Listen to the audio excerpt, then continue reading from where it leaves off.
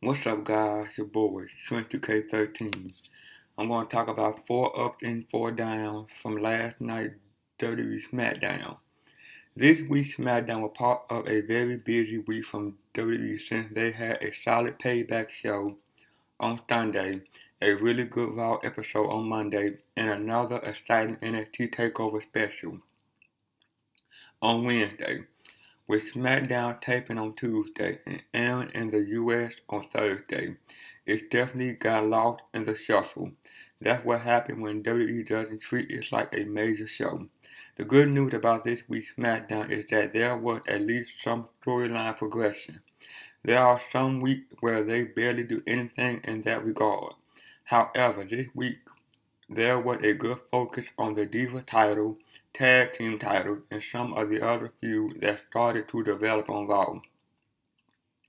That's what happens when you only have 2 weeks until the Elimination Chamber show. Here are the match results from this week's SmackDown. Lucha Dragon defeat The Ascension, Los Matadores, Kid Cesaro. Macho Man Down and Axelmania defeat Heath Slater and Adam Rose. Dolph Ziggler defeat King Barrett. R-Truth defeats Stardust. Dean Ambrose defeat Bray Wyatt. The only match from the show that really won't be addressed in the up and down is that Mandal and Axelmania win. It's tough to decide if it's funny or sad at the moment, so it will be left off for now. Let's get to those ups and downs. The down. Number 4. King Barrett lose too much for a new king. Here's the problem with WWE mid-card. Wrestlers trade wins far too often. It's especially bad for guys like King Barrett and Dolph Ziggler. Their match was fine like usual, but the result was disappointing because of how Barrett was booked. When WWE put the King of the Ring crown on Barrett, the hope was that he would finally get a solid push up the card to become a heel main eventer that WWE needed. Instead, Barrett basically in the same spot he was where he traded wins. The formula for booking these guys seems to be that if somebody wins on Raw, they end up losing on SmackDown or vice versa. It's hard for anybody to get momentum. Barrett needs to be elevated. Winning the Intercontinental title probably won't get him to that next level either because he held it so many times before that it doesn't mean anything either. Why put the King of the Ring crown on Barrett if he's just going to lose? It seemed like a total waste. Book him stronger, please. Number 3. Repeating boring matches like R-Truth vs. Stardust. Here's a list of all the time R-Truth has faced Stardust since April 21st. April 21st, main event taping. Stardust defeated R-Truth. April 27th, Raw. R-Truth defeated Stardust. May 2nd to May 5th. They had 4 matches at live event. May 9th to 10th, 2 matches at live event. May 11th, Superstar taping. Stardust defeated R-Truth. May 16th, live event. Truth defeats Stardust. May 17th, Payback. R-Truth defeats Stardust. May 21st, SmackDown airing. R-Truth defeats Stardust. That's 12 matches in 1 month. A little much? No. It's not like this feud is a Rock vs. Steve Austin, and that the fans are demanding them to work so much. All it proves is WWE booking is really lazy at times because they really are offering up different matches. R-Truth beat Stardust clean in about 3 minutes on SmackDown. The end of Stardust appeared to be near, which is a good thing because this gimmick is dying big time. Bring back Cody Rhodes soon. Number 2. Paige wonder if Tamina is in the wrong division. During Paige's promo where she talked about being out of action and coming back for the Divas title, she took a very notable shot at Tamina, which she brought her up the first time she referred to Tamina as Naomi's boyfriend, and then said Tamina repeatedly in a Makalushi away. Paige followed up that insult by saying, Tamina, aren't you competing in the wrong division? There was barely a reaction to it, but it was Paige's way of suggesting that perhaps Tamina shouldn't be in the Diva division. There's nothing wrong with trash talk as a way to get a story over. We welcome that, however, suggesting that a woman is in the wrong division. Just because she doesn't look like some of the other girls, it's actually surprising that WWE would let Paige say that and that they would leave the promo and on a tape show. Maybe Tamina was okay with it, but she also sent out this tweet. Wow, Paige, you insinuating that I'm a man in the wrong division. Hashtag no class. Hashtag no H. Hashtag SmackDown. It was a bit odd for a babyface like Paige to say that, and it really didn't get much of a reaction either. No idea if Paige regret doing it. She's trying to be edgy, and in that sense, it worked. It's not something that needs to happen again though. Number 1. Show opening promo is too repetitive even with good performers. The first 15 minutes of SmackDown was like the same boring 15 minutes opening segment that start pretty much every week of Raw and SmackDown. Roman Reigns did a promo saying he wanted to be in the Money in the Bank match. Dean Ambrose said he won't be in that match since he'll be WWE champion. Kane showed up to say that Reigns won't be in Money in the Bank since Reigns lost at WrestleMania and Payback. When Kane told Reigns that he had the night off, it was another way of saying that Reigns will be back in the main event. They might as well advertise him for the main event to get people to tune in. What's so wrong with starting the show with a match? This formula is so old. Please think of something else. WWE, it's not that hard to change things up a bit. The ups. Number 4. Bo Dallas feuding with Neville can be big for Bo's career.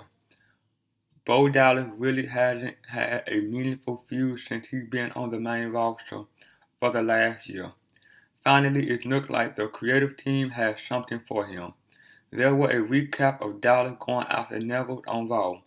That was followed by a backstage promo by Dallas where he talked about seeing a bird that lost its wings when he was a child, and he managed to compare that bird to Neville since he had a work knee injury. Dallas talked about how with his help, Neville can one day overcome adversity, just like that bird, and one day fly away.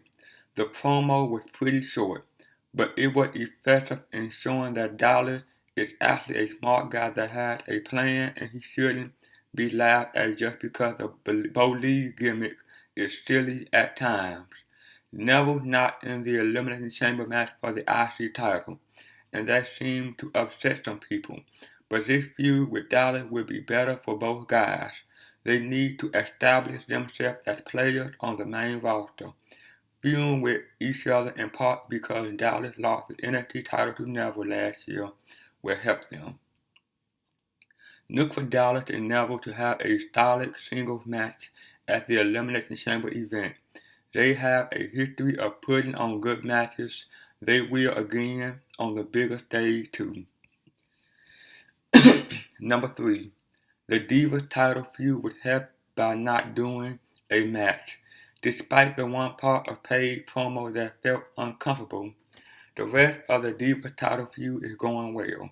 It's pretty rare for WWE to not have a Divas match on the show.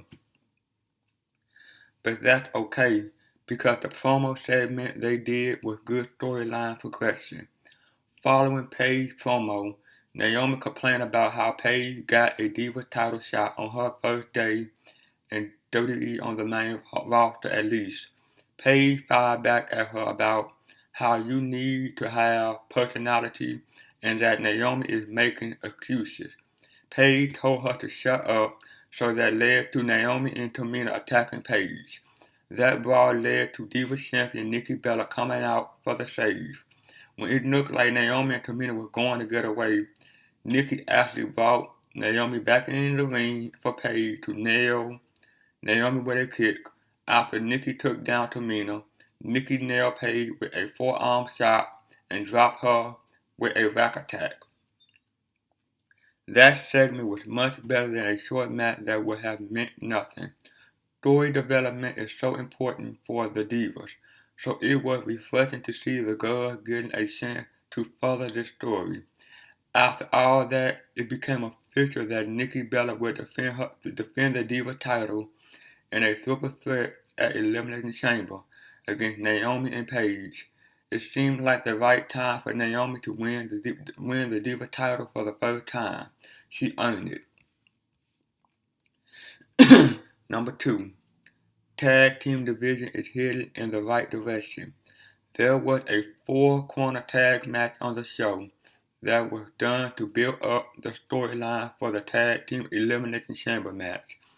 At the commentary table, the New Day and Primetime Player was there to add to the match, although it was a bit much having 5 people talking about a match. It was a match that went about 9 minutes and was very good for the time given. If they got a few more minutes, it would have been better. But at least everybody in the match got a chance to show their stuff. They did a good job in picking the right team to win because the Lucha Dragons are very popular with the crowd. So when Kalisto got in there and hit an amazing reverse hurricanrana for the win, it really fired up the crowd. It just shows that Kalisto is a special talent. They haven't been on TV enough in the last month. That kind of win means something for them. WWE is on the right track with the tag team division. They're building up a number of different teams that are credible teams. As long as they keep doing that, the division is going to get stronger and fans will be invested in tag teams more. The tag match at Elimination Chamber should be very good too.